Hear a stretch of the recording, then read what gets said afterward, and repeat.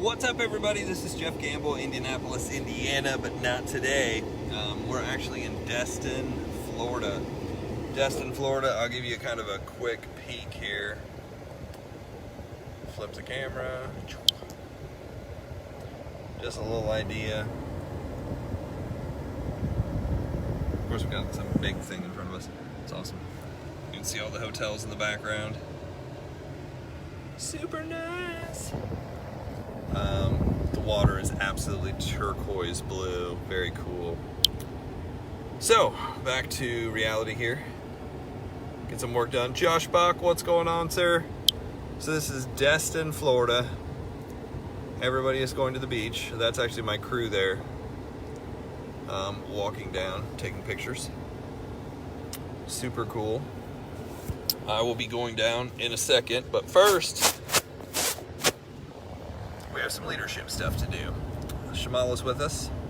Hello, hello. Bess is here. So we're in Destin, Florida. So cool. The water looks amazing. We're going to get on with this show so I can get out there. So we decided to drive all night. That's what you do. So this is a car presentation, which just works out. So today we're going over Reproducing Leaders, Chapter 9. How are you? Typically, we introduce everybody here. Need to send out the invites real quick. Invite. Actually, I think I can do the invite while... Does this work? Yeah, that works. And then I do the invites. Okay. So we get the invites in here real quick while you guys look at the beach and the water. It is absolutely amazing out. It's about 87, 88. So it's supposed to be just at 90 degrees. It's very humid and beautiful. Just like Indiana. Just kidding. So, filming some people walking by, right on. Here we go. Okay, so invites are out.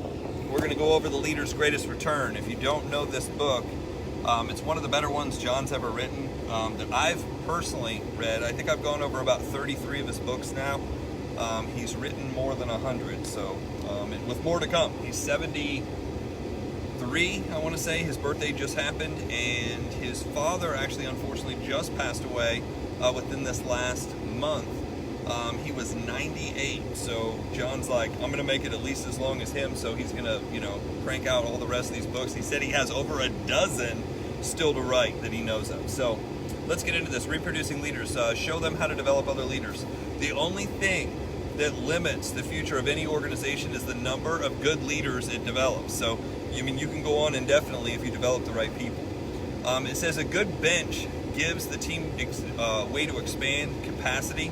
A good bench gives a team greater flexibility. A good bench gives long-term sustainability, and a good bench gives a team multiple options. I'm going to turn this down just slightly so that way you guys can hear. Hopefully it comes across. I don't know what it's like because it's from the car, and it's, it'd be over 100 degrees in here if I turned it off.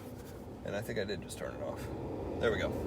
So, growth that makes you capable of doing your job well. So there are 6 basically benefits of growth that you must achieve to become a reproducing leader.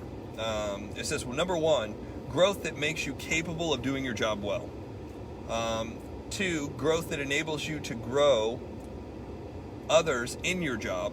Now, he talks a lot about jobs because a lot of times he's talking to corporations, but inside of direct sales, inside of network marketing, if you're recruiting people, if you're bringing people on board, obviously, you'd want to, reproduce people on your team. Growth makes it easier for you to be able to recruit people. Growth makes it easier for you to be able to, grow and help others recruit and train people. Growth allows you to reproduce yourself inside of your own team. Wouldn't it be great to get to a point where, and, I was told this early on, they said, don't just work the business, but look at it as, what if your team was doing what you're doing? Would you have a successful every single day that you get home at the end of the night, before you click off the light, before you finish the note or read the book or listen to the podcast, whatever you do, the last thing, ask yourself, if my team did what I did today, would I be successful? Would my team be successful? Would they be successful? And if the answer is no, that's a bad thing, So you got to figure that out, right? Growth prepares you to take others to a higher level. Growth that stretches you enough to have mentoring relationship with others. So, developing and reproducing culture. It says a leader of the team is the primary culture creator. He says carrier, but it's creator. The culture of a team or organization you lead starts with you. You must model it, nurture it, monitor it, incentivize it, consistently talk about it. It says in the midst of all your other responsibilities, you must make the creation of reproducing culture your highest priorities. So culture is really how you do what you do. How you do what you do, with what energy you do with what you do, when you do what you do. And sorry, this is actually coming from the glove box of all things. It was the only place that the sun didn't directly hit the phone, because I've tried that before, and I've tried to put the phone up in the basically dashboard, and it overheats every time. And right now it would cook.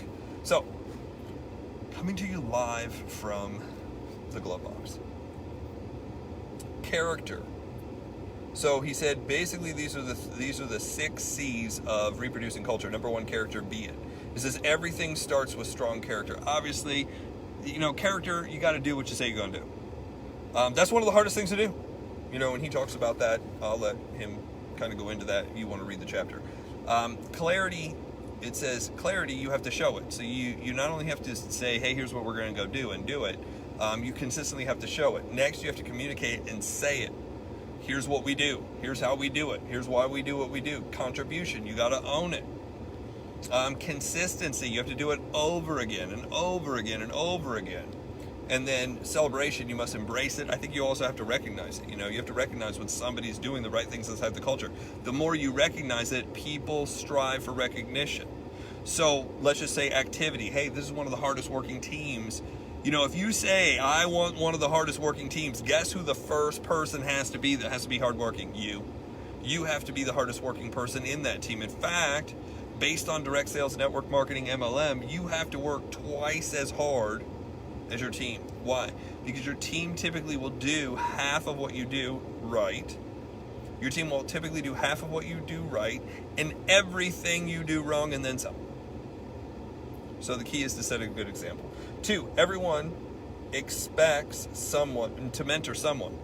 So you have to kind of get with this rhythm that, you expect you're going to bring people on, and your job is to set the example for them. Not do it for them, but to set the example for them. You're going to help them. It says everyone has someone mentoring him or her. Everyone has someone to share mentoring experiences with, and everyone has someone to mentor. It says nothing is easier than saying the words. Nothing is harder than living them. Day after day, what you promise today must be renewed and basically redecided tomorrow, each day that stretches you out before. That's Arthur Gordon. So he goes on to say, when was the last time you pushed yourself out of your comfort zone? I'll just tell you, you're never going to push yourself out of your comfort zone. What book are we reading? We're actually reading A Leader's Greatest Return. It's probably one of John Maxwell's, this is one of the best books. And I think it's one of the best books because it's kind of a combination of all his stuff. But it's really, it's kind of up there with the 21 Laws of Leadership, developing the leader within you. Everybody communicates, few connect. This is probably going to be one of my top 5, and I haven't even finished it yet. And I could say that in the first chapter. What would it take to get you out of your comfort zone? Now, typically, most people, I don't know if you know this, but your biology, you're wired to stay in your comfort zone.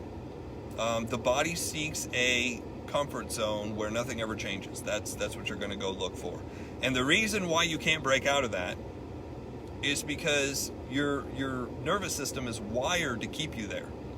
So no matter what goals you write, no matter what pictures you cut out, you will be basically dragged right back to the same spot you're at. Like when I found that out, when one of my mentors taught us that, and he said the only thing that's going to help you break through your comfort zone is you have to have a system that's trackable, that basically pushes you outside your comfort zone in increments, meaning you're tracking what you're doing. You're saying, okay, here's my comfort zone. I need to go here. Not a mile out, not 10 miles out. That doesn't help. You know, people are like, well, you just need a bigger dream. You have a bigger dream, but then you get home and you see the same crap on your, you know, to do, and the same people call you, and you get drugged right back to that place. So how do you keep raising the bar? You track it. We had to do this inside of the holistic health company. I've had to do this inside of real estate. I've had to do this in the mortgage business. One of the first things they taught us in the mortgage business are like, these are the activities you have to go through. You're going to have to make calls to, you know, these leads that we had. And you're going to get hang-ups, and you're going to get disappointment, and you're going to get people who said they were interested and then they're not interested. But you have to call this many people. So we had the number of contacts. The next thing we had to track was how many people we actually connected with. You know, here's how many people we tried. Here's how many people we connected with. So that's trackable. This keeps you on track. Watch this. This keeps you on track when nobody else is there watching. When nobody else is with. It's not for everybody else. You're not doing it for everybody else. You're doing it because you screw up and you make up stories and watch movies and get online and, you know, watch another, you know, you act like you're building your business, but you're actually watching the next training video and the next training sequence and a new way to do it and a smart way to do it. I don't know if you've ever done that. That's the inside of the glove box, by the way. That was actually an accident. I was supposed to turn the phone around. There we go. So what we're talking about, getting lost, distractions, this is what you have to track. So I track the number of contacts, the number of connects. We called it the number of sales. The number of sales is somebody who went all the way through the process, who gave us all the information. And then there were a couple more things we tracked, but we tracked everything. And you kind of knew after about 4 weeks of tracking, you kind of knew if you were on track or not. And if you were off track, what does it take to get back on track? Look at the numbers. What do you need to do? Well, I got to start with step one, because I can't get somebody through this cycle unless I start with step one. So step one is, did I call my leads? Did I call them again? Did I call them a third time? How many times have I called these leads? Do I need more leads? What needs to happen? It's really funny, like once you start evaluating it like that, now I will tell you, it's easier. It's easier to do this with a group of people. It really is. Like if you're sitting in a room with a group of people, so you'll find that huge sales companies usually do really well when there's a focus group. You'll find that even inside of direct sales and network marketing, like it'll go a level, meaning it'll go down a couple levels, and then all of a sudden it'll hit like one person, and they'll bring a huge group of people together. And then it goes down a bunch more, and then it hits another group of people, and it brings a bunch of people together in like a community, places where people get together. I know now it's a little bit more difficult, but people are getting back together. It's going to happen again. And don't be scared. Y'all have been shopping at the store and at Walmart and Target, and I've seen you guys out, and you're not really buying anything. You're just walking around to see and meet other people. You'll be all right. What would it take to get you out of your comfort zone? What is something you've been afraid to try but would challenge you? You know, maybe you need to start doing your own presentation. Maybe you've done presentation, but you just need to do 10 in a week. Or maybe 10 in a day you need to strive. I don't know what your goal is, right? What additional knowledge, skill, or experience are you lacking? This was really cool. So one of my mentors, a guy he made $1 million in 5 different network marketing companies in 13 years. That's not necessarily a good thing, right? But the companies he was in, they just didn't make it. So, you know, he moved from the first one to the second one. He moved from the second one because the people who owned the company were jerks. And then the people we were working with weren't that good. And then he went to the third one. And the third one, I don't remember what happened. And then the fourth one just didn't pan out. The company actually bankrupted. And then he ended up at the company that I met him at. So he had made it to $1 million in 5 different companies in 13 years. It was an amazing story, and this specific question came up. I'm like, man, I think I know how to do this. I said, I want to get to $1 million a year, because he was kind of asking me, he's like, what do you want to do? I said, I want to get to $1 million a year doing this. And I said, I don't know what I'm missing. And he said something that was brilliant. He's like, how many people have you, he asked me a couple questions. He goes, how many people have you recruited? I said, well, I've recruited 75. He goes, you've almost recruited more people than me, and I'm already at $1 million. He goes, so you're not missing that. And I'm like, okay. And he just asked me a couple questions. He goes, the only thing you're missing is you're missing the point that you can do it. So he was basically talking about belief. He's like, the only thing you're missing is the belief that you can do it. And I was like, well, that's not something that I thought was on my list of stuff. He goes, because you've never experienced it, because you've never been around it, it makes sense that it would be harder for you to believe it. Hi, Scott. How are you? It would make sense that it would be harder for you to believe that this can get done. I'm like, okay, that kind of makes sense. So then I had to think about, I was like, well, how do you believe at that level that it can get done? He goes, well, if you can get 10, you can get 100. If you can get 100, your next goal is to get 1,000. If you can get 1,000, meaning people on the team, if you can get to 1,000 people on the team, can you get to 10,000 people on a team? He goes, once you figure out how to get to around 10,000, he goes, you figured it out.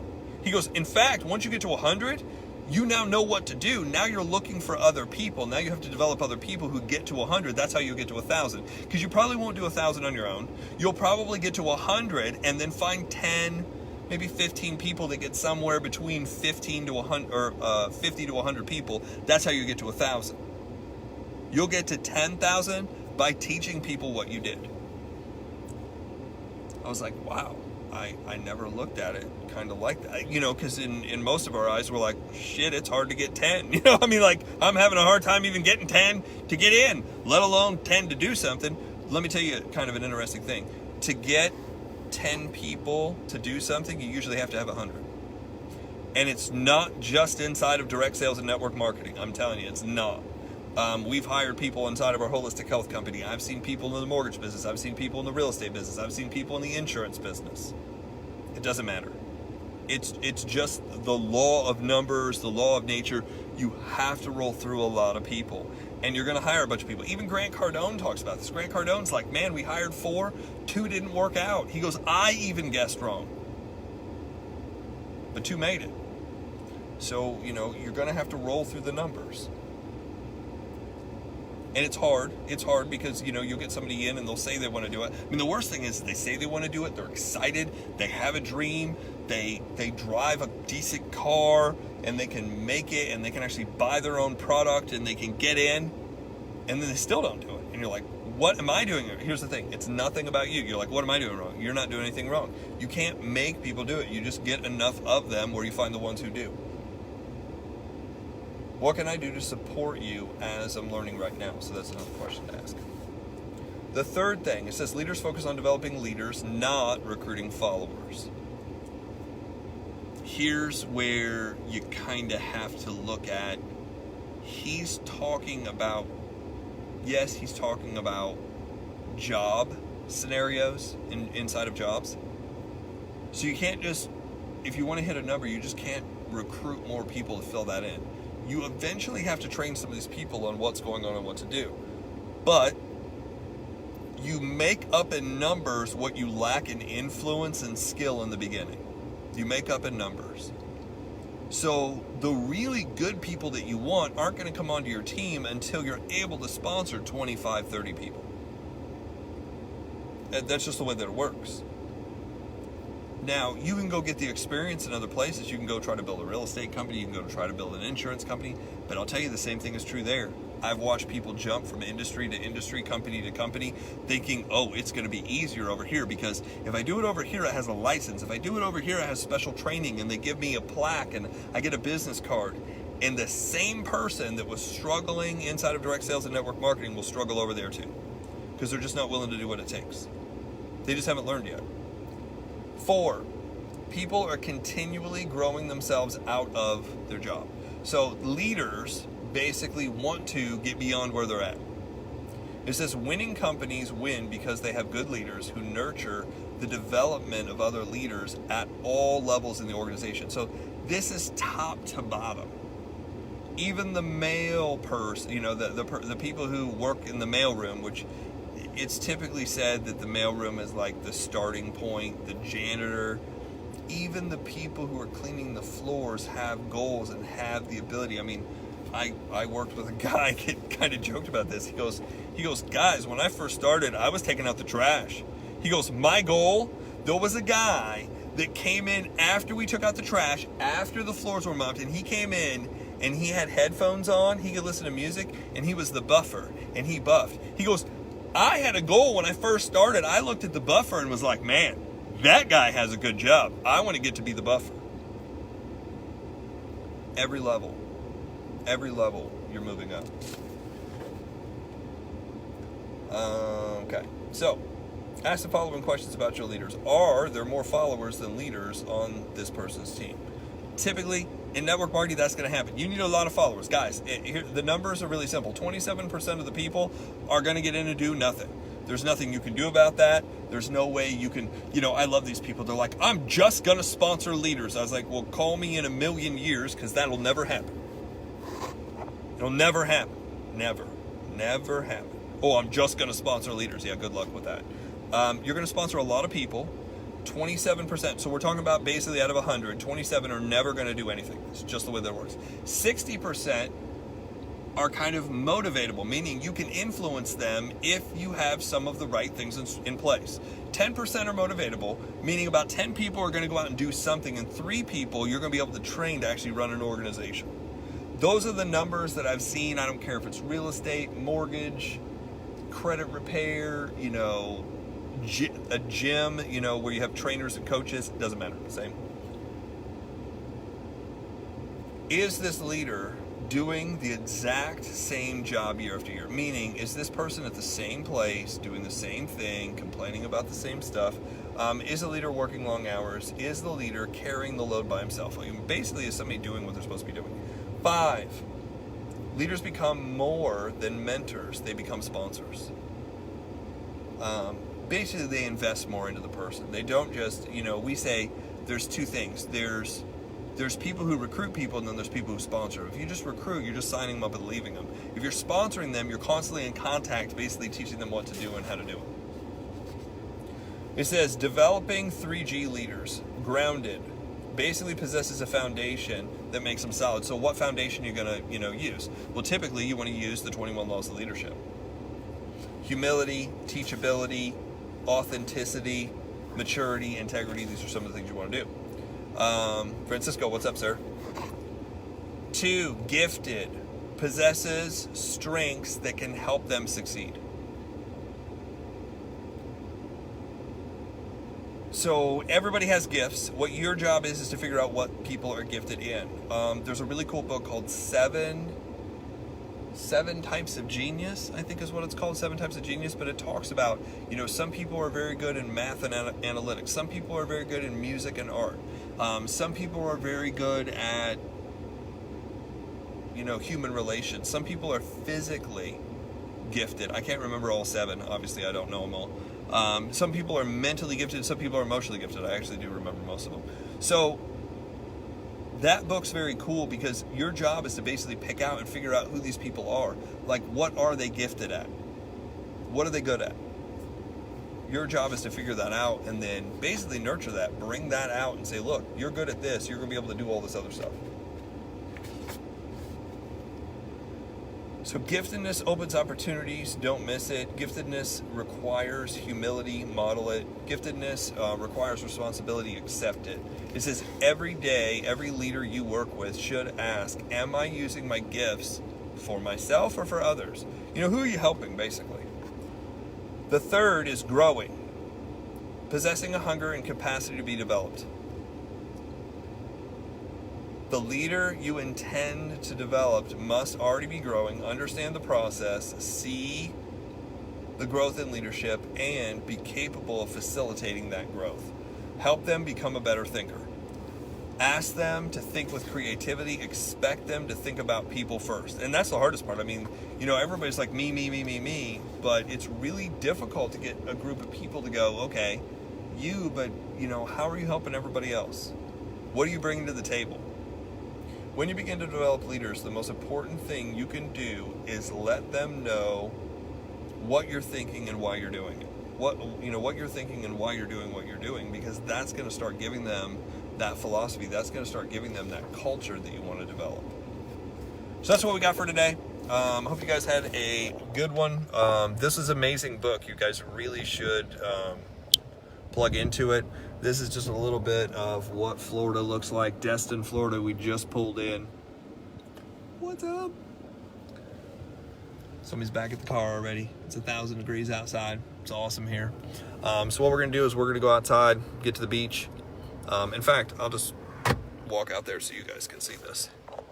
Gotta unplug for a second.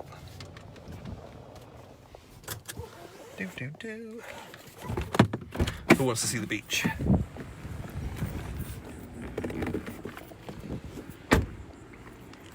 So it's 1,000 degrees. What's up, Josh?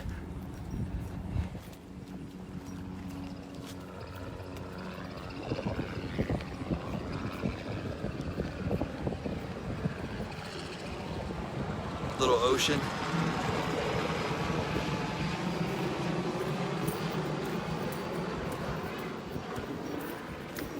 Walking on the dunes is prohibited.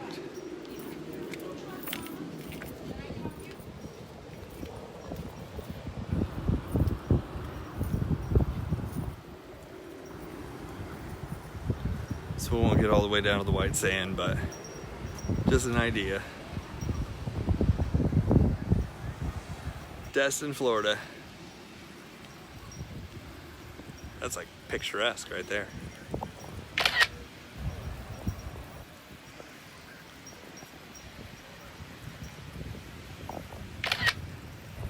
And the best part is the weather's like perfect here. So guys, have a great rest of the day. We're gonna have a good weekend, and we'll see you again on Monday with chapter 10. Thank you.